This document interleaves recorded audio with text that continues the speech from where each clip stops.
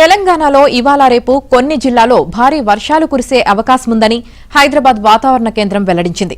ఆసిఫాబాద్, మంచిర్యాల, భూపాలపల్లి, ములుగు, భద్రాద్రి కొత్తగూడెం, జగిత్యాల, రాజన్న, సిరిసిల్ల, కరీంనగర్, వరంగల్, హన్మకొండ, జనగాం, సిద్దిపేట, యాదాద్రి భువనగిరి, రంగారెడ్డి, హైదరాబాద్, మేడ్చల్, పాలమూరు, నాగర్ కర్నూల్, వనపర్తి, నారాయణపేట, గద్వాల జిల్లాలో భారీ వర్షాలు కురుస్తాయని పేర్కొంది.